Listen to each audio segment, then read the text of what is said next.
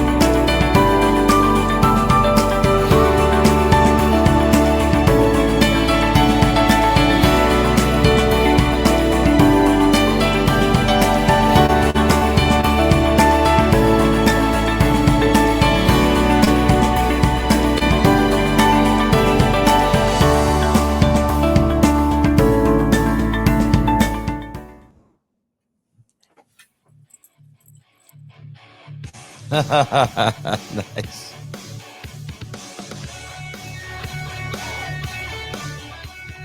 From the North Texas Pole, the Sukiyaki Santa Claus, the Tokyo Tree Topper, the Kamikaze King of Joy, the man that puts trail underneath your tree every weekend, the Man of Trail, Tim Kimura.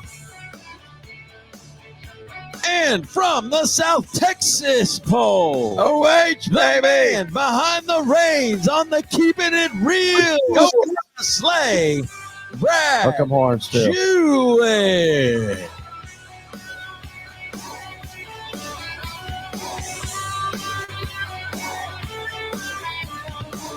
Thank you for tuning in tonight for a live version of the Keeping It Real Christmas Special Show.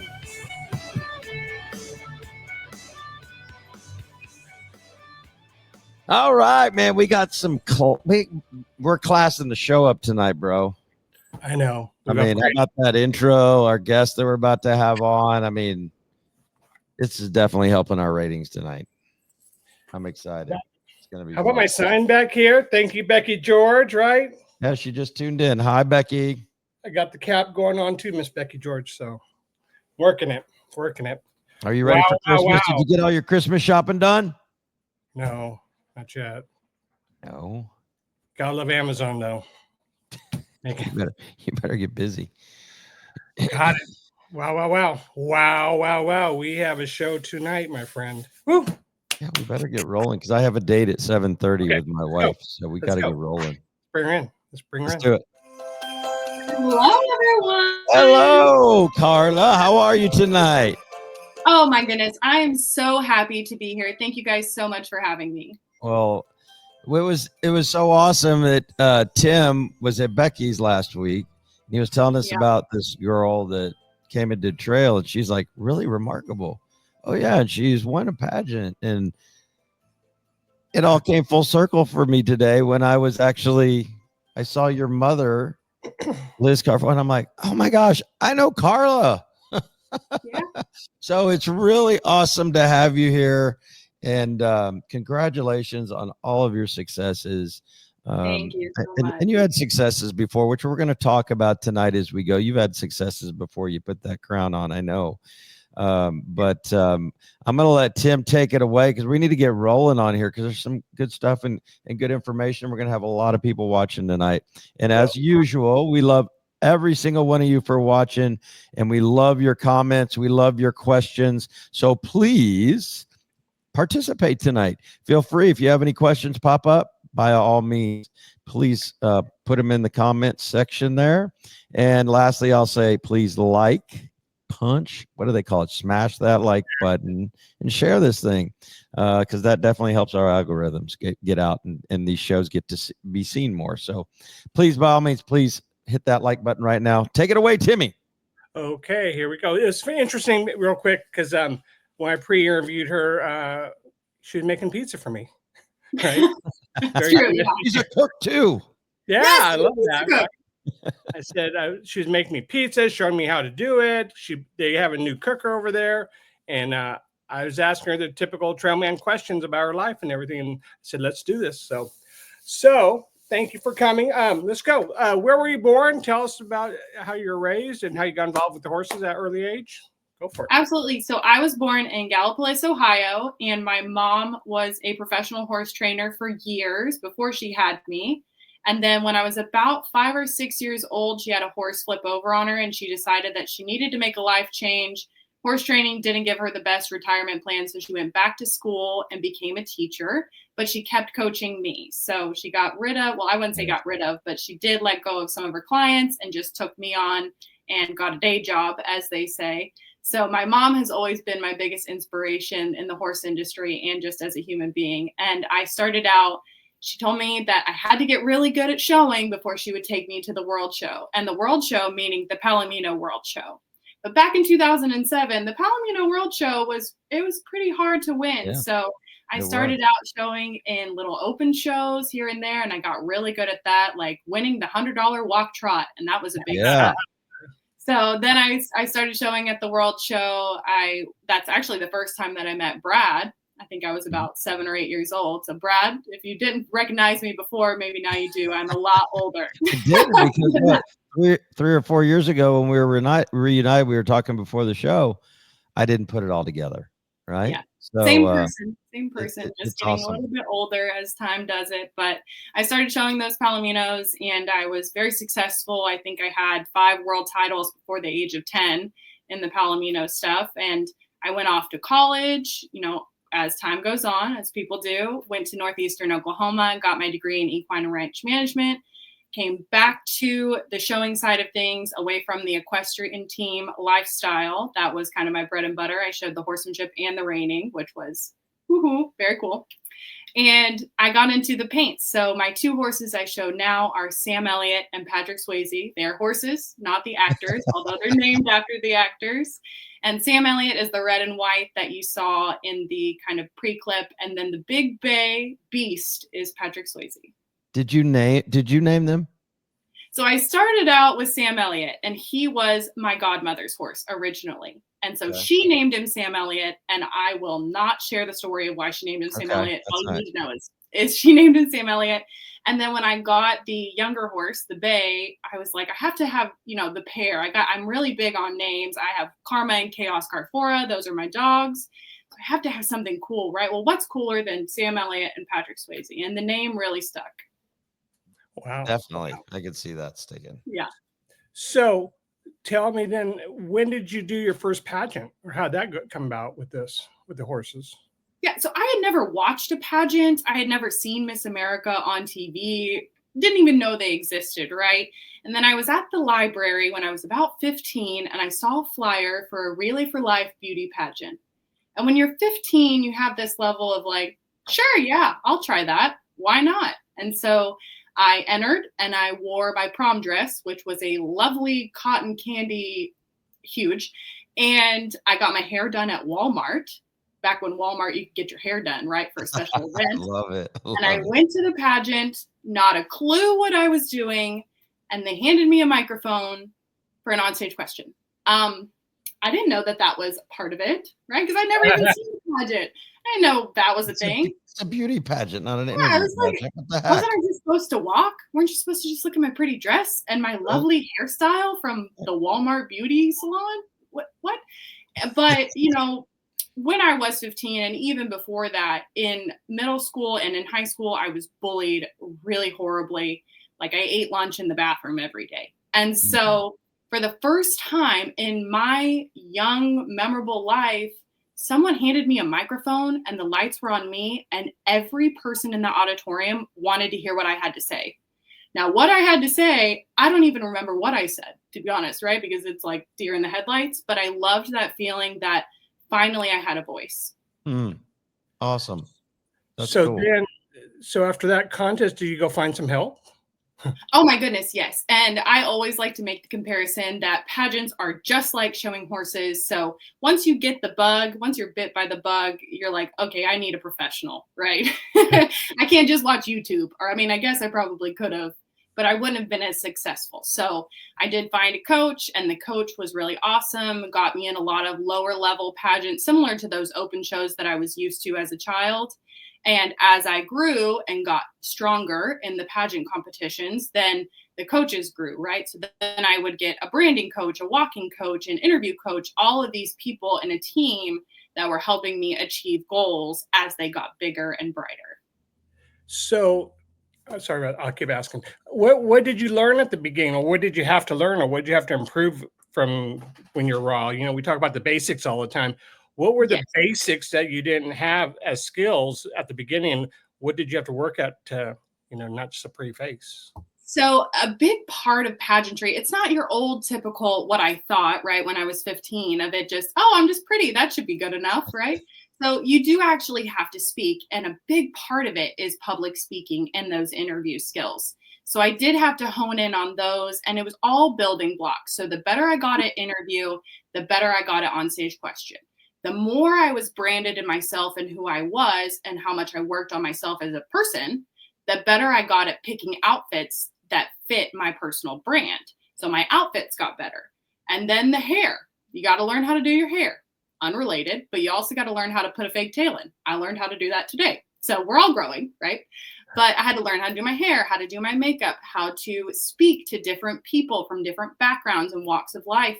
And it's all really translated to how I attack showing horses, because I know how to speak to the gate man the same way I speak to the little girl that walks past me and sees me with my big neon sign that says Carla because I have one of those and I put it up at the shows, right? Because I'm a DIY amateur. Why not? Right? Why would I not have my own stall curtains? It's my life. It's my world. That's right. But I'm able to speak to a wide variety of people, and I would have never had that if I hadn't gotten into the pageants. So So I want to put this comment up from Kathy. Marcella, if you can put that up, because I think it's Marcella. There it is. Kelly. Because this is why you deserve that, right? I mean, that is to be a role model for these young kids like that. That's awesome, right? So you're using all the abilities God gave you for the right reason, and why shouldn't you have your own stall curtains? Why should exactly. It makes me happy, and I put them up. It's not like I have someone that has to do all my work, because I do it myself. So if I want to put up a neon sign that's big as a billboard, I'm gonna do it. But what I love about Katie's comment is that I'm really involved with the Youth Equestrian Development Association, aka YEDA.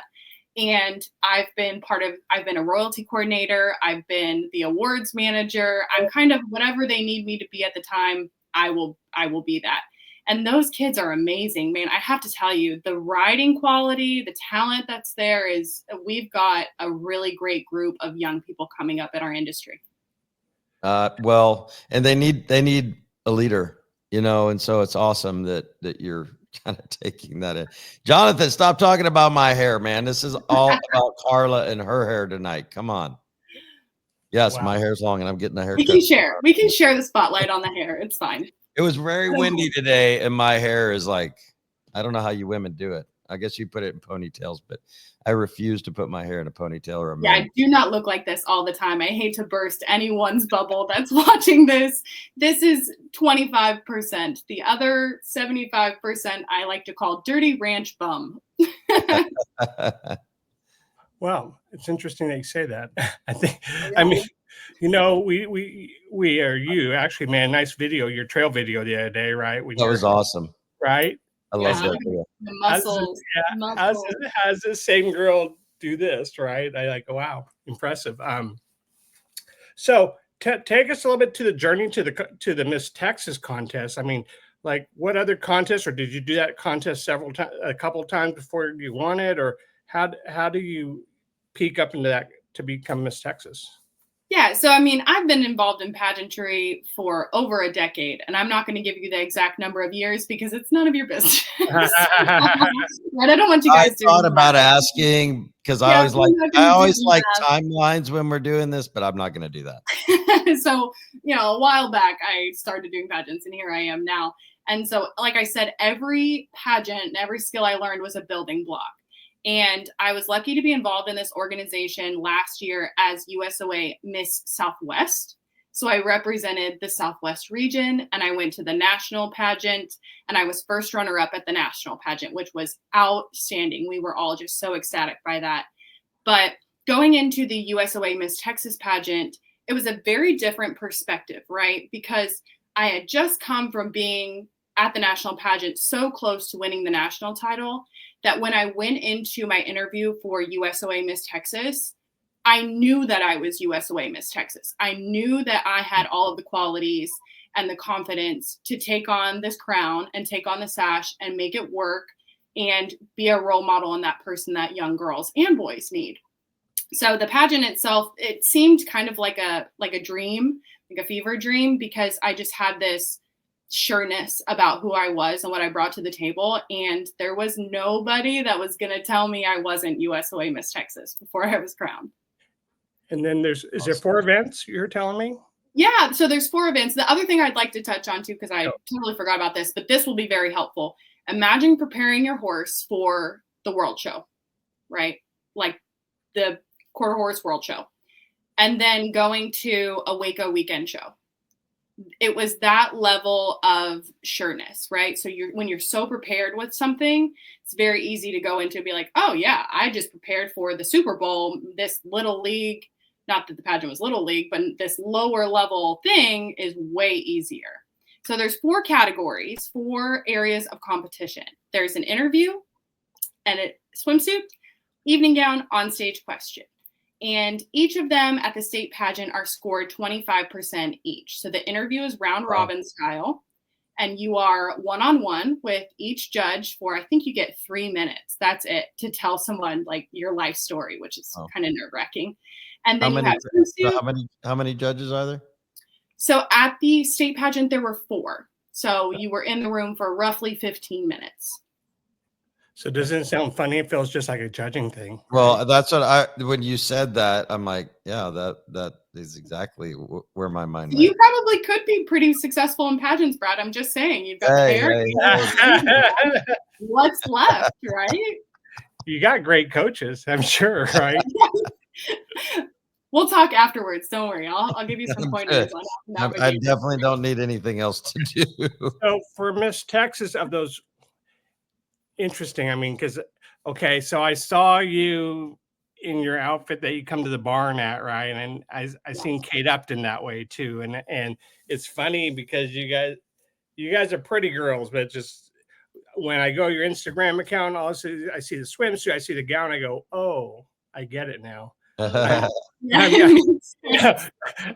get this, but and then I think that we were at dinner one night too, and we were talking about all the things you guys have to do, your shoes, take yourself up or whatever you all do, you know.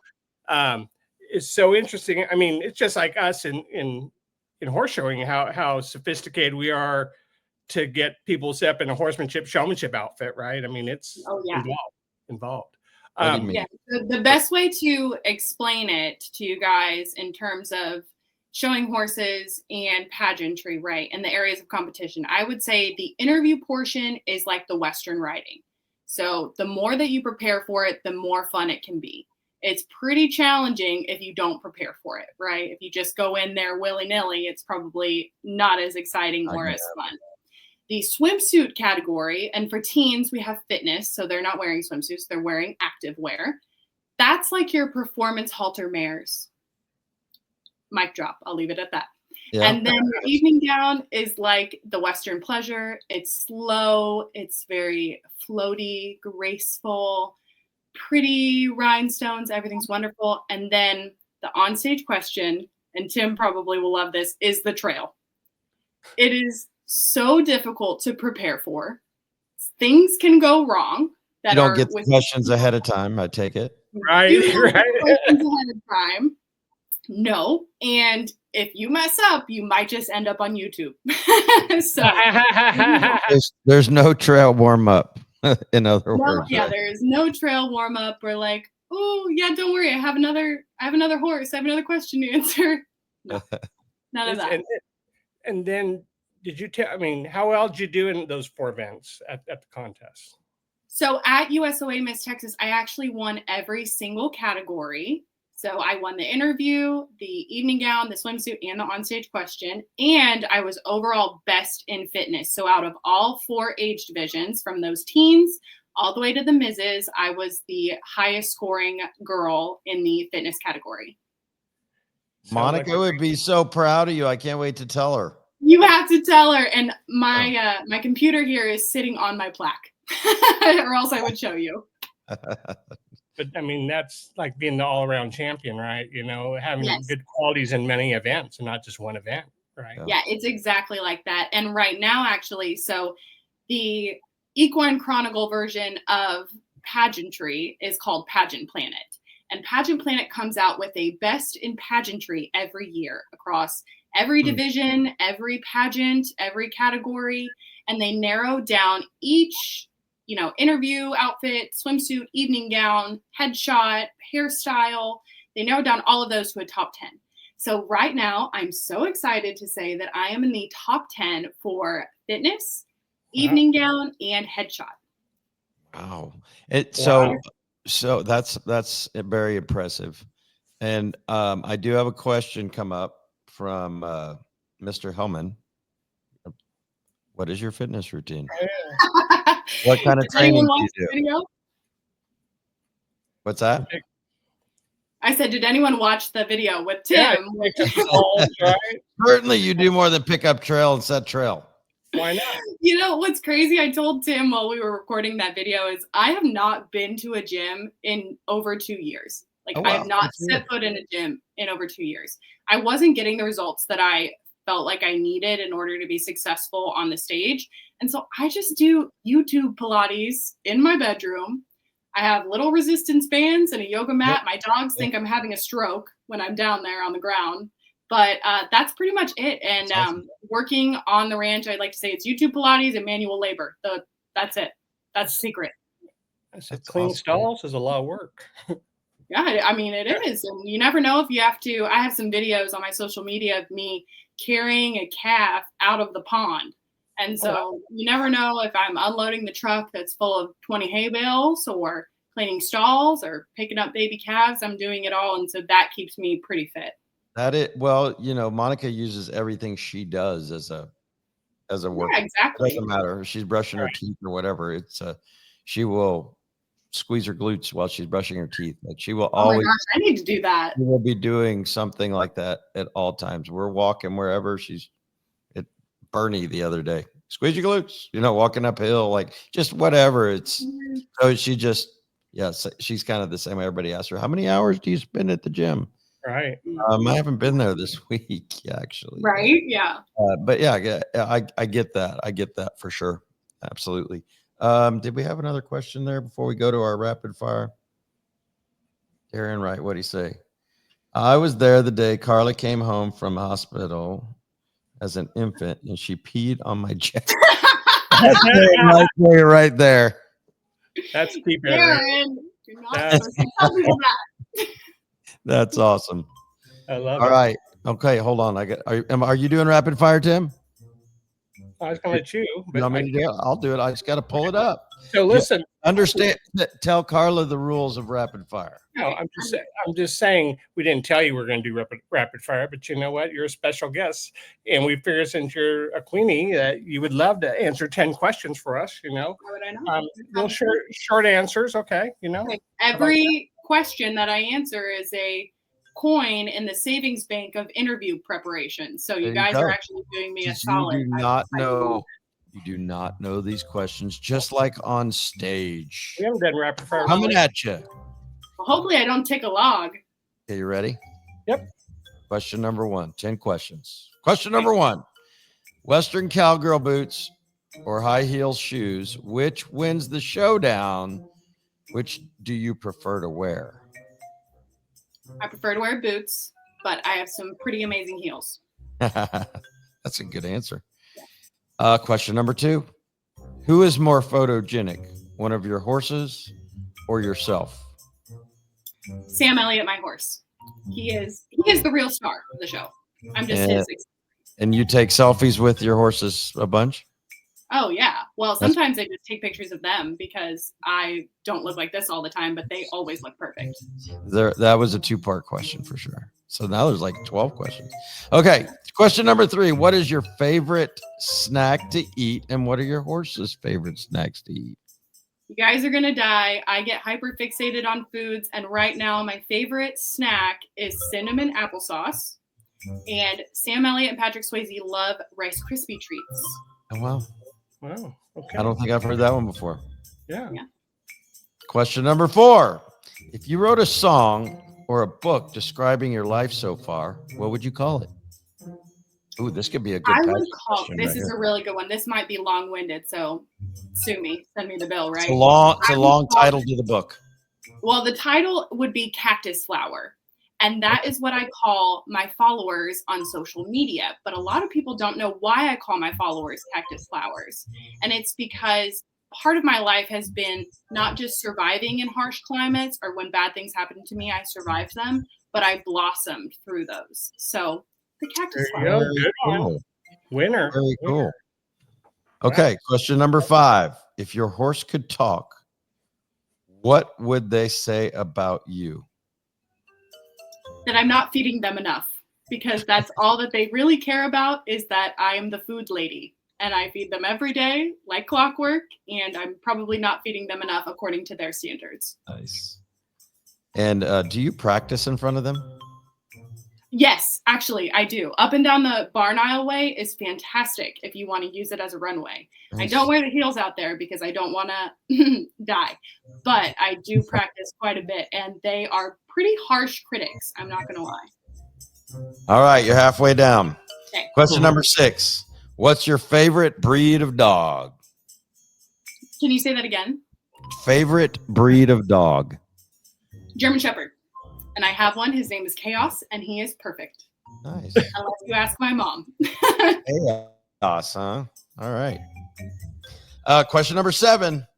What's your go-to drink to order at Starbucks in the morning? A chai latte with oat milk. All right. Always. Question number 8. Who gets better grooming treatments, you or your horses? Well, I would say consistently my horses, but in terms of expense, I would say probably me. I get that. That's a good question, Timmy. Question number 9. What's your favorite color to wear and why? So I love wearing white. I'm in white today. I have, my horsemanship tops. I think I have 3 or 4 of them now that are just white with little accents. But because I am dark featured and I have dark eyes and dark hair and I get really tan in the summer, white just seems to pop. Great choice for sure. Last question. What's the most interesting question you have been asked in a pageant? If you could be, I'm going to ask you guys because I want to hear your answer, right? So you guys are in the hot seat now. If you could be any fruit, what fruit would you be and why? I'm in. Ready? I'm a banana, yellow on the outside, white on the inside, all day long. Oh, when you're a white person and you're Asian, you're a banana. Twinkie. You're a Twinkie or a banana. Okay. Banana. Yeah. We're yellow on the outside. Oh my gosh. I don't know. Man, I would be horrible on stage right now. I would have to say apple because it's the most favorite fruit of all. It's the most popular fruit of all. It's the go-to fruit. It's good for you. Okay. Bananas aren't bad for you, but apples are better. That's about my color. You're yellow on the outside. I get that. You're white on the inside, but why a banana? Like, how does that describe who you are? Are you soft inside? That is me. That's what I look like. Are you soft inside? I'm Asian I'm Asian on the cover, but I'm like a white person on the inside all day long. I'm a steak potato type of guy. It's not getting better as you explain it. nothing in the water, right? No vegetables, Come on. You like to be peeled back? Well, they do that. They peel me every day. Like, oh my God, more questions. Okay, let's keep going. So before we go on, Carla was explaining the 4 parts of the pageant, and she got through the first part. I want her to finish the other 75%, right? I want her because I think that's important. And you did explain, the Western riding and whatnot, but one was the interview, the beginning. But I felt like there was more you wanted to share there, and we kind of segued into another piece. Am I right or am I wrong?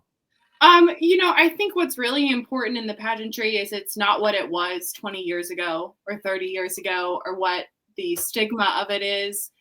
It's really important that you are good at public speaking and interpersonal communication. And so having 50%, those 2 categories, interview, on-stage, question, put together makes 50%. It makes for a more well-rounded, more open and vulnerable person to wear the crown of USA Miss Texas. I think that was all I was going to say. Okay. Awesome. I just want to make sure that we didn't interrupt your train of thought there when we were. Brad, if you don't cut me off, I will yap. That is like my bread and butter. Poor Tim had to listen to a good long while I was making that pizza. So you have to cut me off at some point. It's all good.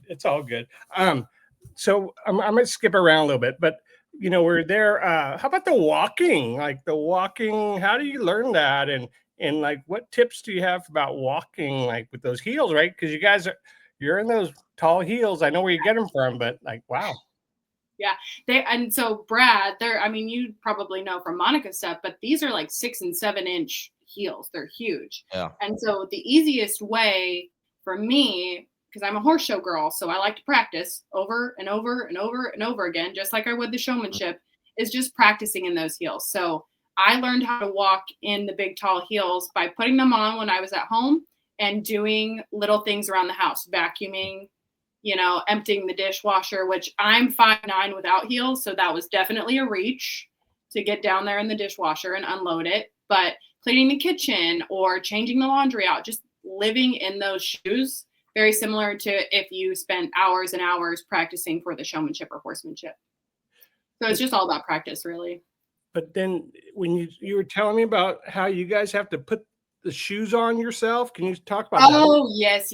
So there's lots of tricks of the trade. And when you've been in it as long as I have, you kind of learn certain ways, right? Like taping your boots for the showmanship, or can't think of anything now, but you know what I mean? There's lots of little tricks in showing, and it's similar to pageantry. So for me, I get really hot under the stage lights and I start to sweat. Well, when you sweat, your feet get sweaty and you are in these stilt-like heels, and it's kind of dangerous and it gets slippery. So I glue my feet into the shoes so that there is no slip, and I think of it like I'm taping my boots for the showmanship, right? So I glue those little puppies into those shoes, and then I have no worries on slipping or sliding or having the little toesies hang off the side. That's my least favorite thing, by the way. If I had a pet peeve, it would be that. Monica uses some kind of powder with all of her shoes. When she, yeah, powder. And what's interesting is the glue is for softball and baseball players. They spray it in their mitts, like in their catching mitts. Yeah. And you have to use that, because if you use Elmer spray glue, it will rip your skin off. In case you were wondering, Brad, for your pageant experience. Yeah. It sounds like stick-em. Yeah, because I have to wear that with my swimsuit, from what Jonathan said. Yes, you do. Yes, you will have to put that on the swimsuit. That is the other use for the glue. So, yeah, we'll go to the swimsuit for a second there. So, yes, you can tell us how you put the swimsuit on. B, tell us about like where you can't get them wet. Yeah, so, just normal things, right? You have a custom swimsuit that comes in, just like a custom horsemanship top, and you can't ride your horse in it at home. You can't swim in the swimsuits. They are unswimmable. They will lose their color or their sheen. So you have to take very good care of them. And I have quite the collection of swimsuits because I am a hoarder and I impulse buy them. But yeah, you can't swim in them. You just wear them on stage, and then they go back in their nice little bag until the next time you need them. Wow. Yeah, yours beaded and all that, like the horsemanship? I have some beaded. Yeah, I have some like really fancy beaded. Ooh, sorry guys, I hit you with my knee. I have some beaded, and then I have some plain, and I end up wearing the same plain blue swimsuit almost every time because it's my favorite, and it really allows the physique that I worked so hard with the YouTube Pilates to achieve shine. Love it. So is that your evening gown next to you? No, this is a romper on a mannequin that we wore for opening number. That's another part of the pageantry. So it's unjudged, but you want to do a good job, and it's called opening number. And they usually have like an 8-count dance, group dance, and you all go out there and you do your little, step, turn, shimmy, shimmy, right? Or we call it karate chop shampoo, that motion. They'd like to do that a lot. But this is one of the outfits that I actually wore for opening number 2 years ago. So I have this one, and I have it in blue as well. Well, Ryan would like that blue color. We're team blue type of people. Okay. Good to know. So Send me the shipping address. It can be yours. You said you're a hoarder, but do you not sell some of your outfits and things? Oh, yeah. So I've sold quite a bit. It's similar to like horse show clothes resale, basically. So there's Facebook groups, right? Just like you would sell a pleasure jacket. And so I do sell quite a bit, but that doesn't mean that I don't buy double of what I sell. My mom is watching. She always likes to laugh because I'll pull something out and be like, what if I wear this? And she's like, where did that come from? Oh, I've had it since last week. I've had it since last week. I just Yeah, they delivered it to the front door, and I snuck it Amazon. into the house and put it in a garment bag. Wow. I do that with saddle pads too. I'm not gonna pretend like I don't. I have an extensive saddle pad collection that I don't even have outfits for, but I thought they were pretty and I thought they would look good on Sam Elliott, so I bought them. Wow. Wow. Telling all my secrets. I was curious, like let's say you're at, we need to get to Becky pretty soon here too, but like at the horse shows and the barn and you meet people, I mean, how do the people that you communicate with at the barn versus like going to public and being the queen in public, is there a difference of style of people, the horse show people versus the regular other people, or how they treat you out there in the field? I think the biggest thing, and pageantry has helped me so much because I'm able to talk to a wide variety of people and I'm a great listener, and pageantry has made me a great listener. So I'm very confident talking to a wide variety of people, whether I'm in a crown or not, because I'm 100% Carla, right? I might only be this for a year. I might be Miss Texas for a year. I might only be, beauty queen glam 25% of the time, but 100% of the time, I'm Carla Carfora. So I treat everyone pretty much the same as I would if I had the crown on or if I didn't. Now, I will say, and something a lot of people don't talk about, is at appearances, when you're Miss Texas, you have a responsibility to be on. And that means you can't sit down and not smile. You can't just have a moment. You can't take a nap, right, in the crown. That's not something that you can do. Where when you're the dirty barn rat or the dirty ranch bum, as I like to say, there's a lot more room for being rested or relaxed or being upset even. And when you're Miss Texas, you have to be strong. You have to hold it together. And then when the crown comes off and you're, in your bedroom or you're in the car on the way home, then you can have a moment to like not smile and take a breath. But it definitely is a different dynamic in terms of when I don't have all of this on, I can just I don't have to smile. I can just. So, Tim, that's how you feel when you go to Europe, isn't it? Yep. I'm serious, like you're a big celebrity, and here your friends, you were friends with all of us before you became this big celebrity, right? You go to Europe, and I mean, I saw it firsthand. Becky saw it firsthand when we were over there, and they truly love and respect Tim very much. And so, yeah, I could see that, and it's not so much for me anywhere, but my wife, that was one of the things I had to learn very much when we go out. She's like, she just was always just so afraid of disappointing her fans. If she met a fan, she didn't want to disappoint them. And it sounds very much like what you're saying, you gladly wear that, Oh, yeah. And I chose you're 100% Carla.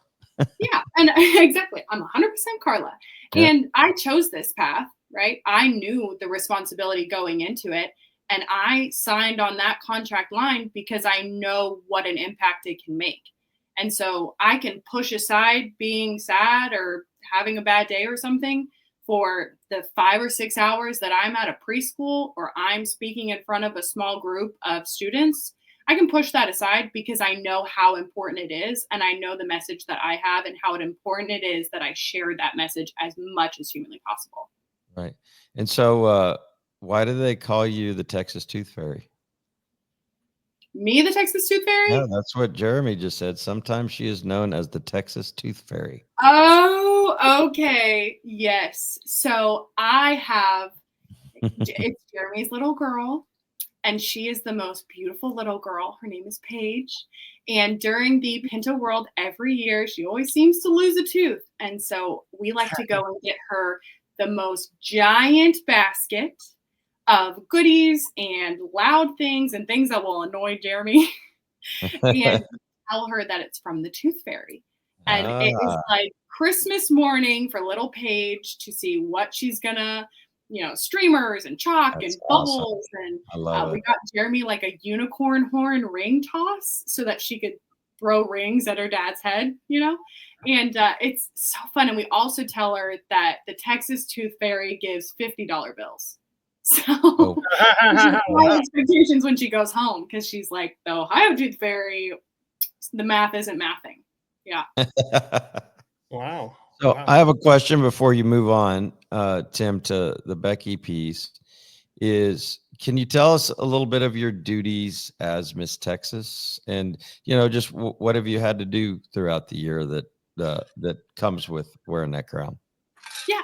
So the number one, or I would say the big to do on everyone's mind when you win USOA Miss Texas is going to the national competition and representing Texas on the national stage. This year, it's going to be in Las Vegas, Nevada on Nice. Memorial Day weekend. So very fun. And it's actually, I'll have to just tell this little story. When I was working for Winning Couture and we went to Vegas to one of the shows, the pageant was held in the same hotel. And people were coming to me saying, hey, are you involved with, we saw a lot of girls in evening gowns. Is that you? And I, at that point, wasn't involved with USOA, but it seemed to pique my interest a little bit. I took a little look-see at what was going on. And I was really drawn to the organization's mission statement of empower, inspire, uplift, because that's what I strive to do every single day, whether I have a crown or not. Yeah. And I got involved. I tried any way I could to kind of sneak my way in there. And so I've been pursuing this title and going to the national pageant for the last 4 years. But it's just so wonderful and so humbling. And I don't even remember what your question was, Brad. Oh, I didn't know if there was any other places that you had to go or do or do appearances, things like that. It's very open to my choice in terms of what appearances I want to go to, what groups I want to speak to, stuff like that. Now, if a group comes to me and is interested in having me speak for them, because my platform is agriculture education, so I love talking to young people about the power of learning where your foods are coming from, as well as how to grow your own foods at home. And so I like to do that with small and large groups, as well as, elementary and pre-K students, just getting them involved in where does milk come from? Where do eggs come from? Things like that. There's also photo shoots that I have to be a part of. Parades are really big, especially in a small town in Texas, like the one I live in, because there's a parade for everything. Easter parade, Martin Luther King parade, Cinco de Mayo parade. So I'm very involved in being all over the place all at once. That's awesome. Yeah. That's awesome. When's the next pizza parade? Maybe I should get to work on that. I think I should start that. Did she do the pageant walk as she brought you the pizza, Tim? Well, I was in Carhartt overalls, so that may have been a little difficult. Tim has a good imagination. Right. I get it. Okay, so let's go to Miss Becky George. So how do you meet Becky George, Colton, Miss Pat, all those guys?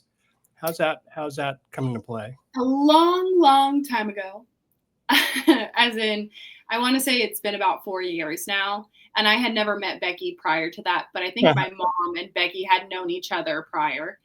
We went over to Becky's because my mom was a recruiter for laborers. And so Becky needed some help around the farm, and we went out there.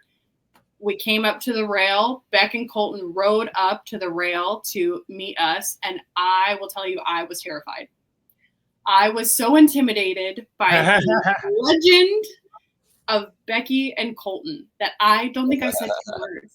I don't think I said 2 words, right? Because I am a backyardigan. Like my horses they're in a barn, but they're in my backyard.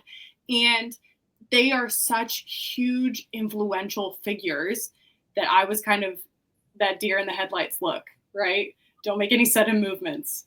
Just smile and let your mom talk, right? Which has been my MO for a little while. And over time, I started going to the same church that Miss Pat attends, and we got really close. My mom worked for Becky and Colton for a little while, and they have been so influential, not just in the horses side of things, although they are fantastic. In fact, Sam Elliott was at Becky's when he was a 2-year-old. She had him, and she's known him forever. So coming back into the swing of things and getting Sam and I to really bond as a team for the trail and the Western riding, it was Becky and Colton that did all of that. And then the personal relationship, I just love them. They are so wonderful. And any opportunity that Becky gives me to help her with social media or anything that Becky needs, I am there, because she has been a huge role model and a huge factor into my success over the past couple of years. Yeah, you definitely chose wisely on that one. You know, Yeah. Rebecca's Miss Pat too. I mean, how funny is Miss Pat? She's such a role model too. I mean, Perfect. Yeah. she's always positive, always smiling at us, Yeah. always just having a great day, going to church, going with her buddies over there, and they have some party that they're going to do every time, and she's always involved, right? Yeah. And so we've given me the nickname, right? Because I am kind of like the stray dog that they've fed at this point. And sometimes Becky cleans out her closet and it comes to me. Yes. And so I am Carla Becky George's Hand-Me-Downs Carfora. In case you were wondering what my nickname is, you can call me that. I'm okay with it, because Beck is phenomenal and she has great taste. And we can share clothes in some cases, so that really works out for both of us. That's awesome. You're okay with a tinge of pink? I was going to say, it's not white all the time, but it's not white all the time, but it will work. It will definitely work. Wow. I had another question. I lost it. I can see Becky's wardrobe. I could just see going in there. Are you not wearing that? You don't use that? Oh, I've outgrown that one. Yeah, I don't. Yeah. Where's that? And in fact, Becky and Colton had something that for the wedding. There was a wedding. Someone had a wedding. Someone helped me in the comments on who had a wedding. Becky wore one of my pageant gowns, and I did Becky's hair and makeup, and it was like my dream come true. Wow. You went from the shy, quiet girl to what? How about the Yellow Rose of Texas? How's that come into play? Why do they call you that? So they call me the Yellow Rose of Texas because, like I talked about earlier, my big thing is the cactus flower. And so when I was competing for USOA Miss Texas, I had to pick a title. And I wanted a title that wasn't just a city or, Miss Alamo or something. I wanted something that was representative of myself as a person, but also who I felt I was at the time, which was the representative of Texas. So I started with the Yellow Rose of Texas. I became USOA Miss Yellow Rose, and it's just kind of stuck. I am representative of every woman in Texas, whether I am all dolled up with the big hair or if I'm working on the tractor or taking care of my cows. I am a complete representation of what it means to be a Texas woman. You are, for sure. I have one. I'm going to go back one step. I forgot one. I'm curious about smiling and posing. Smiling and posing. Like I see that in showmanship, right? I mean, I'm going back to my showman. I saw the walk, but now I'm curious about smiling and posing. That's just not something that happens. You have to be kind of trained to do it properly to make it look sincere, right?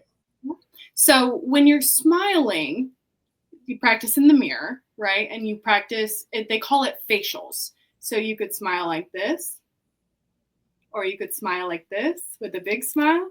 There's lots of different facials that you can make that are successful, I will say. But a big part of the preparation is you tape yourself doing a mock interview. So you put your little phone on record and you have these little questions and you tape yourself to see how you're going to respond or what you look like when you're speaking. Because if you just do it, in the shower necessarily, you're not exactly understanding what your face is doing. So you could be saying, I have the best job in the whole world. I love my job. And that is not, appropriate, as opposed to I have the best job in the world and I love my job. The other day, I do this to Becky all the time. I did to Kendra the other day when I was clinking, and they're doing the back through. Okay, I applied to my deal, and they look so intense that it looks hard for them to do because they're concentrating so hard. I said, you guys got to lighten up. I mean, this back through's 4 foot wide. You all look like you're okay in there, and don't make me feel like you're ready to just flinch every time that horse makes a move. I said, you don't have to smile like showmanship, but you have to make me feel like you're comfortable in there and not so. Yeah. And it's really important to have control of yourself. I think that was something you wanted to talk about in terms of the pageantry and the showing horses, having control of your emotions and your adrenaline is so crucial, whether you're showing the horse or you're doing it yourself. Just because you're not on a horse doesn't mean that adrenaline, if you aren't in control of it, doesn't show. And we see that with girls. They'll be on stage and their legs shake, right? Their little toesies get real nervous and they get real tense and they shake. So you can definitely clock it in the pageants just as you would with someone riding the horse and they've got this very angry, very determined face. So it's really important to be in control of your emotions. Now, I will say the warm-up pen, that's like backstage, right? And then walking through the alley or going down the chute to go into the arena, that's like in the lineup before you go on. And then when you walk out on that stage, those bright lights hit you. Just like when you walk into the Ford Arena in Tulsa, those lights hit you, the music hits you. And if you're not in control of your emotions or your energy, it's very difficult to get through those stage presentations. Have you ever had a wardrobe malfunction? Yeah, no, I haven't, but I can sew. So even if there was a chance, I would be able to sew. I have had girls that I've mentored, right, that have had a busted zipper or something. And what we do for that is you sew them into the dress. Good luck getting that off, sweetheart. You just sew them right on into it and you're in that forever, I guess. Okay. That's a lot. That's a handful. How about, I got a couple more and we'll be done. What's your current goals for the next few years? So my number one goal that I'm working towards on the pageant side is claiming that national title of United States of America's Miss. I am so determined because I know what I offer that I will make a fantastic representative, not just for the women of Texas, but the women of our country. Outside of that, I have plans of starting a family, finding a husband, but that's kind of God's, decision where that shakes out. And I also want to become a pageant director and direct pageants in Texas, Louisiana, Missouri, and Oklahoma, because that's the best place to be, in my opinion. Nice. Oh. Yeah. That's very specific. I like it. You have to have goals. That's the big thing. Now, on the horse side, I want to work with my all-around horse. That would be Sam Elliott, the red and white. I'm going to work with him a little bit more because he is getting up in age. I'd really like to do the cinch horsemanship at the NSBA World with him again, because that was super fun. But if I don't have the opportunity, if something comes awry, then I'll have to catch ride something or figure something out in that spectrum. And then I really want to get my big horse to the NSBA World because he is so cool and so talented. And I want to be able to teach him the showmanship as well. He's a hunter under saddle horse, but I want him to do the showmanship. And I'd love for him to pull a cart and I'd love for him to jump. And I have very big dreams for a very big horse. Nice. Wow. That's a lot. Okay. How about what do you like to do when you don't have, can you turn it off? Do you have anything like you do to turn all the hoopla of everything off? Yeah. So I love baking. Oh, big baker. That's what we were kind of talking about when I was making your pizza is I love cooking. I love baking. I have a secret recipe bourbon apple pie that is quite famous in my friend group. And I love baking for holidays. I love, making sweet little treats and I do eat them. If that was your next thought, I absolutely eat my pies because they're delicious. And I love history. I'm a huge history nerd. So anytime that I can sit down and watch like a Victorian era documentary or a documentary on the Tudors, I'm down for it. Like I watched a documentary yesterday. I had a minute. I sat down and watched a documentary on George III. And that was perfect. A perfect day for me. Wow. What, this will be my last one. What do you think as ambassador to your event? What do you tell the younger girls for the next generation? How do you, if they get bullied or if, to be a woman, how do you think, let's say, anything from high school, that's freshman high school to college, what do you think life holds for everyone, those girls? I think developing yourself is the most important thing and really understanding what makes you who you are. And being very kind to the people around you that are molding you and shaping you is super important. Something I stress not only on social media, but just in person is to remain sweet or stay sweet, as I say. So being kind to others, but also really developing yourself, whether that's reading, whether that's getting a new hobby, whether that's trying something that you never thought you would do, like a pageant, like that 15-year-old me that was in the local library that thought, that sounds cool. Whatever it is that you find interest in, now is the time to try it out, because it's no time like the present. Wow. Okay. Money. Money. The lady's going to touch more girls out there, right? How it works. That is always the goal. And not only young ladies, but young men as well. I think it's really important for young people as a whole to see someone that, even though I might not look like them or sound like them, they can resonate with the fact that I care. And I want everyone to find what they're good at and run at it full force. Okay. Wow. That's my good stuff. That's good stuff, young lady. Very inspirational evening, I must say. And before we finish, I have to give a shout out, because I have a very fantastic young lady that shows at some of the open shows that I show at as well. And she is always so positive and so loving. And she sent me a Christmas card. And I want to read what she wrote in the Christmas card. I will promise I will not cry.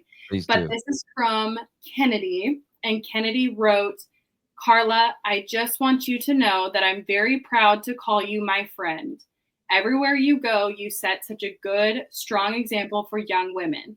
I want to be just like you when I grow up. Merry Christmas, love, Kennedy."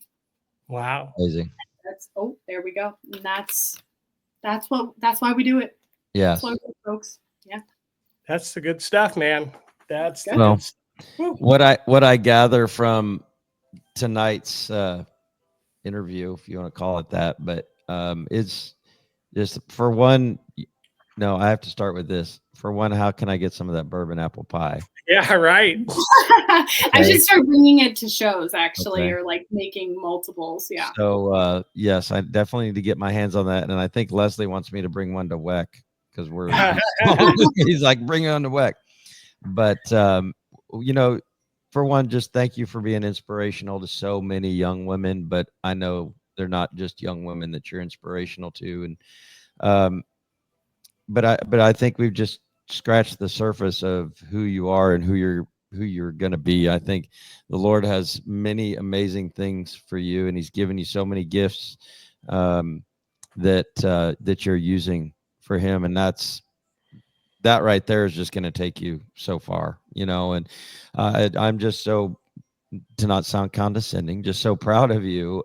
And there's not very many people, especially in our world, as we spoke a little bit before the show, or maybe at the beginning of the show or something, but in our world, that take the time to speak to people in this busy world that we're in. Our phones, everything is about, 10-second reels. It's not about getting to know somebody and really truly look them in the eye and say, what's going on with you, and responding. And I think you said it earlier, the pageant life has taught you to be a better listener, and so it's just very inspiring. And I do hope that your journey just broadens, because we need more Carla Carforas in this world, because it is, our role models are fewer and further between, unfortunately. But there are people like yourself out there, and so to not keep rolling on with the same thing, just thank you so much for giving us part of your Wednesday night. How about good luck in Las Vegas? We will definitely be keeping up with you. And when you after you win the national deal, we'll have you back on again. How about that? Oh my gosh, wouldn't that be a full circle? That would be wonderful. Yeah, absolutely. Absolutely. When is that? So it's Memorial Day weekend. That's right, you did say and that. It's at the Orleans Hotel. So it's a little bit off the strip, which is super nice, a little bit more family friendly. So you can bring your children, come on and come funny on. You said that, because that's where some of Monica's pageants used to be as well. The Olympia and stuff used to be there. And it never has been there when I've gone with her, but she's like, yeah, we see it right, because you can see it from the highway there. I'm like, very different from now. But so yeah, I know that very much, very much. So keep us posted on that, would you? And it's good to know where you're. If we ever want to find you, we just find Becky. Yeah, I'm in her closet actually. That's if you need to find me. I'm probably in her closet, digging around. Perfect. Well, thanks again, Carla. We really appreciate it, and I hope to see you soon. Honestly. All right. Well, thank you guys so much for having me. Just stay right there till the thing's over. Yes. Yep. Don't go anywhere. Marcella, but you can take us away. Thank you. Thanks, guys. Peace out. Keeping It Real show is brought to you by Kit Ray Taylor, Westland Hauler, Coms Ridge Jeans, Shelford Doe, Tyndall Hats, Blue Ribbon Custom Tack, Rod Patrick Boots, Hellman Therapeutics, Touchworth Bits and Spurs,